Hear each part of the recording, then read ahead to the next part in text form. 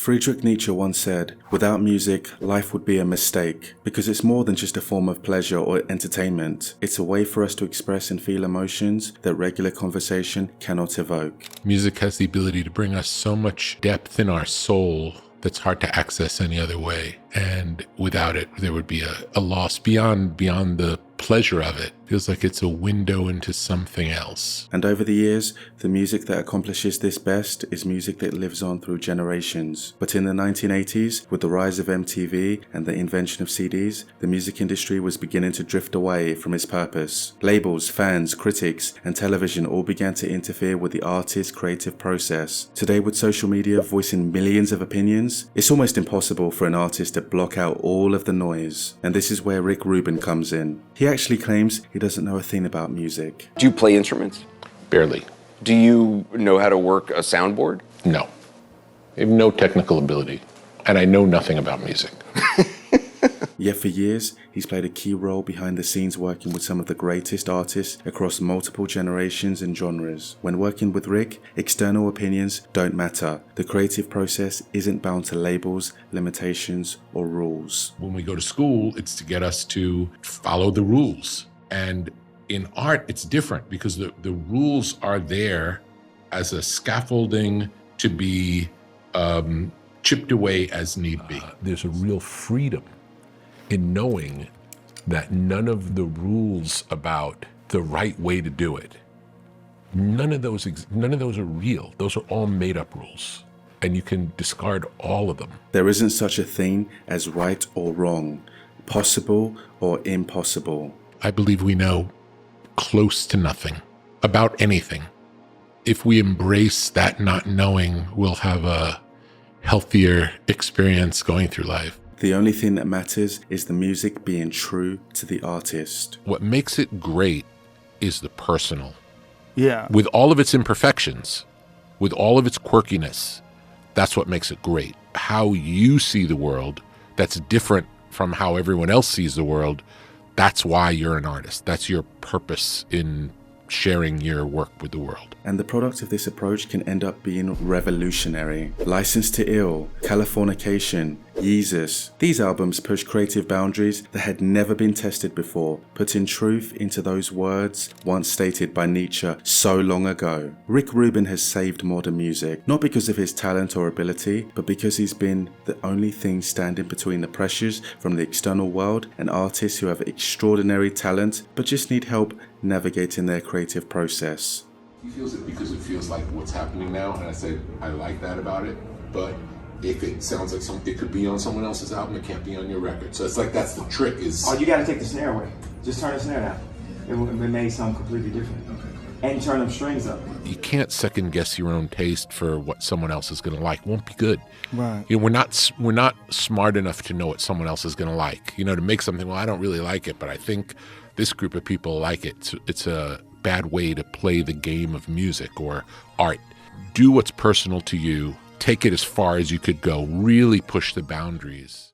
It all started in 1981 when Rick, succumbing to the pressures put upon him by his parents, enrolled at NYU with the intention of going to law school post-grad. But living in New York, there were many reasons not to focus on school, the main one being the music and clubs. I went out every night. I would go to CBGB's and I would go to Madison Square Garden. So on the same night, I saw David Bowie at Madison Square Garden, and then later that night, the Bad Brains at CBGB's. There were so many nightclubs and so many even late night clubs and then after hours clubs that you could stay out till the next day, every day, if you chose to. Most of the music played at these clubs was either mainstream dance, pop, or occasionally punk music, but underneath the surface, there was a new sound developing. For all those that talk down on the three, take this.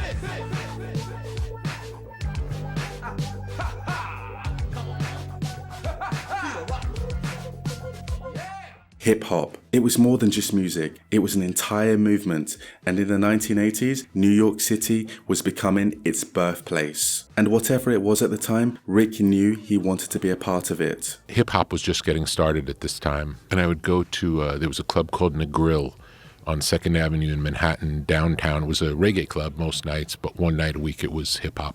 And this was when hip-hop it didn't really exist other than in the Bronx, Brooklyn, and it was this tiny little scene of people playing music in parks. Really, it was not a. It's hard to explain how small it was, how much of a subgenre it was in these days. So the fact that you could see it downtown was a big deal because it didn't really exist anywhere. That you didn't hear this music in clubs, you didn't hear, and there were very few at this time. I don't know if there were more than 30 or 40 rap songs in the world at this point in time. Every Tuesday night, Rick would go to the clubs that played hip-hop music, where he would often be the only white person in attendance. But that didn't really matter to him. He actually felt that for the first time in his life, he belonged. You really think about it. I went for the music, and while sometimes I went places where I felt like when I would walk in, I would feel like, I wonder if I belong here. Mm-hmm. But then as soon as the music would start, my relationship to the music and the rest of the audience relationship to the music was the same. So I felt camaraderie in terms of musical taste and fandom. However, there was just one thing that did bother him. I would buy every 12-inch single that would come out when it would come out, and none of them sounded like what it sounded like at the club. It wasn't related at all. It was like DJs and break beats, and it was harder.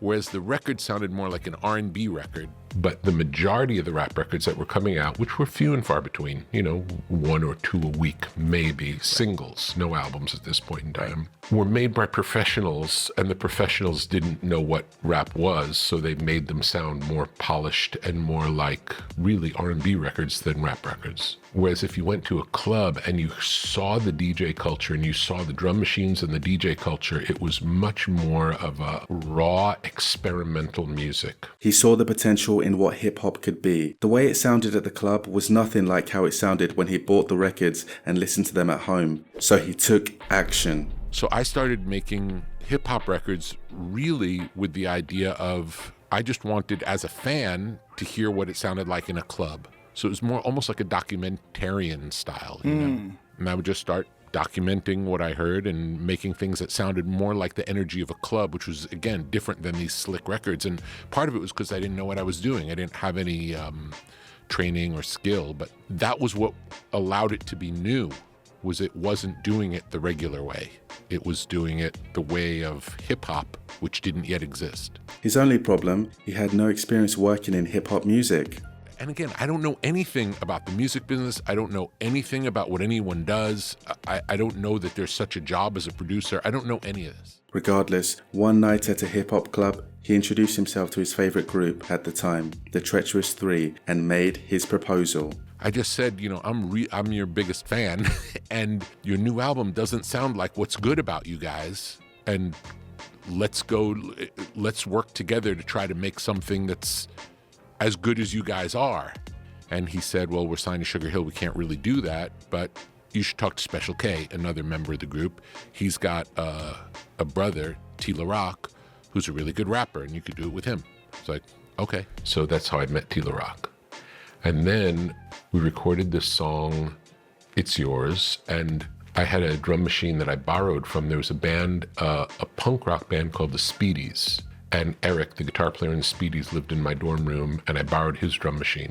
What kind of drum machine was that? An 808. Okay. So I had that in my room. He didn't really use it anymore, so I kept it in my room for a long time and programmed loads of beats, just for fun. Making the beats out of his NYU dorm room, Nick, along with Jazzy J and Tila Rock, would put out their first song titled It's Yours in 1984. It didn't matter to Rick whether people liked the song, he just wanted to make something based on what he thought hip-hop should sound like. Wow. But it was a completely alien underground form of music. And because people were rapping instead of singing, that was one piece that wasn't understandable. And then because the music was like It's Yours, where it's a drum machine, there's no melody, it was too foreign at that point in time for people to understand it as songs. But over the next year, It's Yours would become increasingly popular among the hip-hop scene in New York. It ended up getting very popular. It took a long time, probably took 10 months to really have impact in the New York scene, and it did. It was a really popular song. Russell Simmons, who had already established his presence in the hip-hop scene as a manager, took a strong liking for the track when he first heard it on the radio. And as this new sound caught fire, rappers around New York City started to seek out the man behind it. I started getting demo tapes to the dorm room at NYU because of It's Yours. So people liked It's Yours. The address of Def Jam was 5 University Place, which was Weinstein Dormitory. And I started getting demo tapes. And one demo tape Rick received was from a 16-year-old rapper trying to make it, LL Cool J. After making I Need a Beat with LL Cool J, Rick wanted to release it, but not through a traditional label. He wanted to start his own record label, but he needed a partner who had connections in the industry. Russell was hesitant at first, but eventually Nick was able to convince him, giving birth to Def Jam Recordings. While living out of his dorm at NYU, Nick borrowed $5,000 from his parents to start the label, and in late 1984, they released LL Cool J's I Need a Beat, selling over 120,000 copies. The next year, they followed it up with a Beastie Boys track titled Rock Hard, which had massive crossover appeal into the rock genre, introducing many fans to hip-hop for the very first time. These two records did so well that Columbia Records would offer Rick and Simmons a 7-figure distribution deal for their label. And just like that, Rick officially dropped out of NYU to go all in. But his goal wasn't to make hits, it was to make music that excited him and the artist. Over the next few years, Rick would produce iconic hip-hop albums that would define the new sound, influencing generations to come, such as LL Cool J's Radio and Run DMC's Raising Hell. Then, in 1986, he helped produce the Beastie Boys' License to Ill album, which combined punk, metal, and hip-hop into one. The Beastie Boys were the definition of provocative. Their lyrics were rebellious, and the truth was, they just didn't give a fuck. They wanted to take what was already decadent and fun about alternative lifestyle, young culture, and they wanted to just put it on its head. It's youth culture. It's rebellious for the sake of it. It's a part of the process. Like, young people want to say shit to piss parents off. Despite the controversial personas, their album would become the first rap LP to top the Billboard charts, making history. By 1988, Def Jam had become very successful, but Rick and Simmons began to want to go in different directions. So without missing a beat, Rick left Def Jam, packed his bags, and crossed the country over to Los Angeles. Once in LA, he started his own record label called American Recordings, and instead of sticking to the same hip-hop formula that had worked in the past, he began to experiment. So when we started doing the stuff we were doing, hip-hop didn't really exist, and then all of a sudden it got popular. And once it got popular, it felt like the community changed, and it wasn't people getting into it out of love for hip-hop or wanting to continue pushing the boundaries of what was creatively possible. It just started all sounding like records we had already made, and it just wasn't interesting. Felt like derivative. Everything was derivative at this point. So I started produced Slayer and Danzig, different kinds of music that felt more challenging to me in that moment. That just spoke to me more. He started working with Slayer, the Black Crowes, and even made some comedy albums as well. He specifically sought out challenges and bands that he felt didn't fit the mainstream appeal. He liked making music that felt raw and real, rather than the oversaturated radio sounds. But when Rick first met the Red Hot Chili Peppers in 1985, he avoided working with them. Well, the first time I met them, they'd asked me to produce an album 2 before the one that we did. And I met them, I went to a rehearsal with Adam Horovitz from the Beastie Boys, Ad Rock. And I remember it was a bad vibe. It was a bad vibe in the room, and you could see that the musicians didn't trust each other. That was the feeling in the room, mistrust. And I'd never really been around that before. It was like a toxic feeling. And later I learned that it was a drug thing, but I didn't know. I hadn't really been around that. And so Rick brought the Beastie Boys to our dingy little recording or rehearsal spot, and he sat there and we rehearsed while they watched. They're in these little dirty couches watching us, and we went through our songs. And Rick stood up and said, "We're going to go now." I was like, "Okay, do we talk again? What's going on?" "We'll get back to you Didn't see him for years. On drugs and arguing in the studio, Rick felt that the band was in no condition to collaborate with. But a couple of years later, this would all change when Rick would give them another chance, sparking a collaboration that would change music forever. That should be the vibe, like what you just... Yeah, it is so hard because there's so little time in each thing. But just keep them really simple. Ba-dum, ba-da-dum, Okay. ba-dum, ba-dum. Okay. Top or ba-dum. From the top, one more time. Mix them up and keep it really simple. Don't go too notey. Sounds funky. And then the next time I met them, 2 years later, maybe 3 years later, they had all gotten sober. And it was an entirely different experience. They were different people. And that was when we started working together, and we made, the first album we made was Blood Sugar Sex Magic. Before they started working with Rick, the band limited their sound to funk and rap, often confining themselves to a certain category. But Rick took their sound to a whole new level. He made them think outside the box. Before studio sessions, he would meditate with the band and encourage them to make their music more personal, eventually leading to their breakthrough single, Under the Bridge. It was Under the Bridge. I was at Anthony's house, and he was showing me some books of writing he did. And I was looking through the notebooks, and I found this Under the Bridge, and I read it, and it's like, this looks really good. What is this? And he's like, well, it's a poem, and it's a song, but it's not a Chili Pepper song. And I said, why not? And he's like, well, that's not what we do. It's like, we're a funk band, and I rap, and this isn't that kind of song. This is more of a personal song. And I said, well, let's just explore where it goes. And, the idea that the Chili Peppers are limited to being a funk band with rapping, it's like, it doesn't have to be that. It's like, really, people like the four of you. And whatever the best music the four of you create is really what the Chili Peppers are. And I remember he was even embarrassed to show the song to the other guys in the band. Really? Yeah.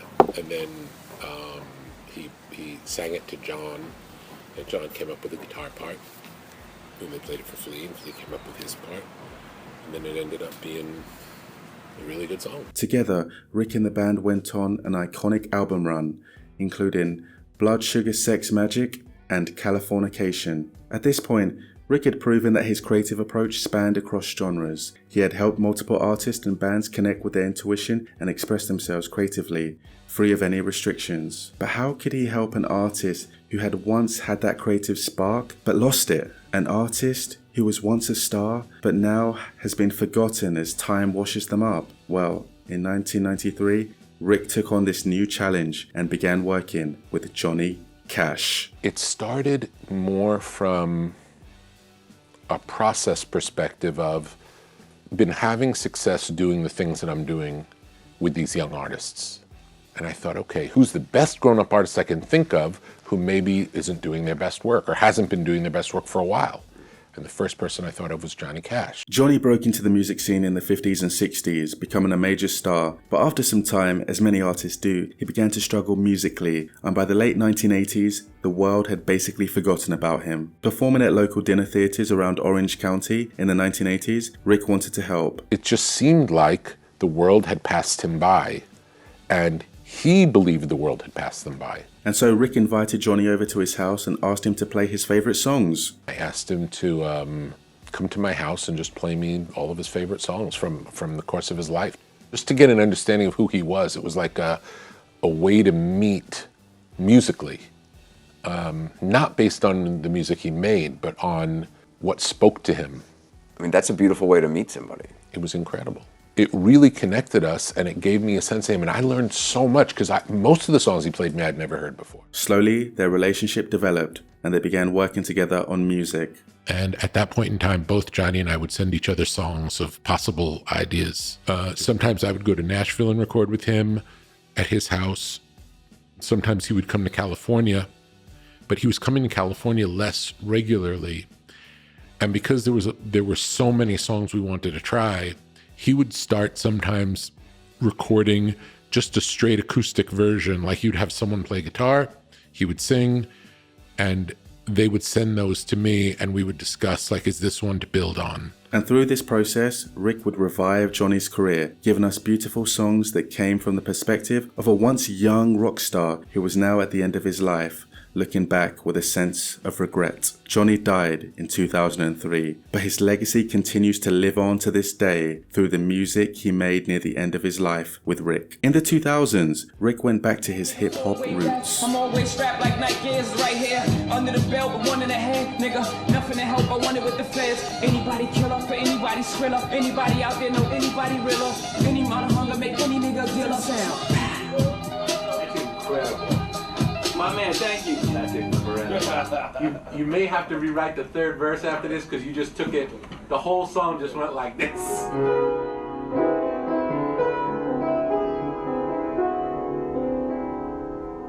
Rick ain't normal, I don't give a fuck. I know all producers have their idiosyncrasies, meaning, you know, quirks or some weird shit. But he's just strange by strange standards. While we was downstairs doing hardcore rap records and shit, upstairs he had a bunch of people having koala leaves and doing some type of Tibetan freedom concert planning. And when was the last time you seen a bison in a nigga's studio? Next to the Johnny Cash rails. Yeah.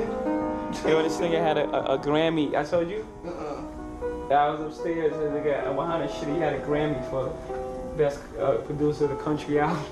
Well, this is just chilling. In the back somewhere. Nigga that done LL, Johnny Cash, Beastie Boys. Over 20 years into his career, dude ain't changed. He got his own vibe. I mean, it's Rick. You gotta love him for that. Collaborating with Jay-Z, he had a heavy influence on how the Black Album ended up sounding. I'm thinking maybe we start a cappella with, if you're having girl problems, I feel bad for your son. I got 99 problems, but a bitch ain't one. Hit me. Bam! Right into the first verse. I got the Rap Patrol. Yeah, that's money. You're back in the game, right? I guess so. Yeah. Apparently so. All these records I used to listen to, these guys are the creators of it, the architects of what we do right now. I'm just fortunate, man. Over the next decade, Rick continued to work with a variety of artists. Justin Timberlake, Lana Del Rey, Adele, Slipknot, and Rage Against the Machine, just to name a few. As the music industry became increasingly corporate with big labels putting pressure on these artists, Rick's role became more important than ever. In 2011, he purchased the famous Shangri-La recording studio, a beautiful property in Malibu surrounded by nature with the sound of the ocean in the backdrop. And since then, it's been the perfect place for artists to come and work freely. In 2013, Kanye West, who was at the peak of his career, coming off the iconic Dark Twisted Fantasy album, came to Rick seeking help for his next project. He originally came over and said, I want to come play you my new album. And I thought we were going to listen to a finished album. And then we listened to about 3 hours of music, most of which didn't have vocals. And at the end of it, it's like, wow, so what's it going to be? I'm thinking it's a year away. And he's like, well, I'm putting it out in, I think it was like 6 weeks, it's coming out in 5 or 6 weeks. Like, really? It's like, I said, I have another album that's a lot further along than this, and it's not coming out for probably 5 months. Yeah. And he's like, really? It's just a funny conversation, because it was completely normal to him. Yeah. When Kanye played Rick Yeezus that first time, it was 3 hours long. However, in just 6 weeks, Rick cancelled his vacation and worked diligently with Kanye to reduce it to the 40-minute classic we know it as today. I didn't reduce it. Rick Rubin reduced it. He's not a producer, he's a reducer. Nice. This collaboration perfectly showcases one of Rick Rubin's core philosophies, minimalism. Many artists fall into the trap of overproducing, stacking layers, instruments, and noise under the belief that more equals better. But Rubin operates in the opposite direction. By stripping a song down to its essential parts, he creates space for emotion, for experimentation, and for the elements that truly matter to breathe.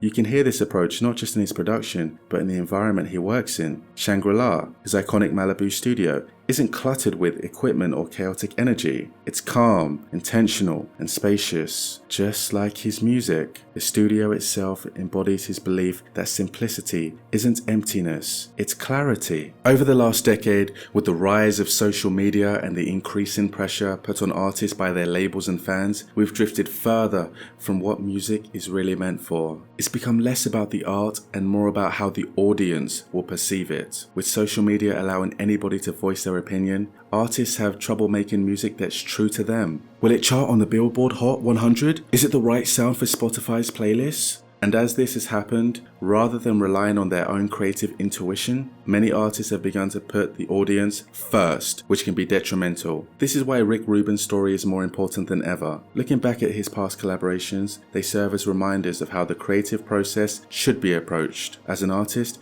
make music that resonates with you. Don't let anybody categorize your sound into a label or genre, and don't overcomplicate it. The simpler the better. And as a listener, understand that these artists aren't here to please you. They're here to make work that's truest to them. And you shouldn't blame them if you don't like it or if they go in some direction you weren't expecting. I'll let Rick Rubin end us off himself with a quote from his book. How shall we measure success? It isn't popularity, money, or critical esteem. Success occurs in the privacy of the soul. It comes in the moment you decide to release the work, before exposure to a single opinion. When you've done all you can to bring out the work's greatest potential. When you're pleased and ready to let go. Success has nothing to do with variables outside yourself.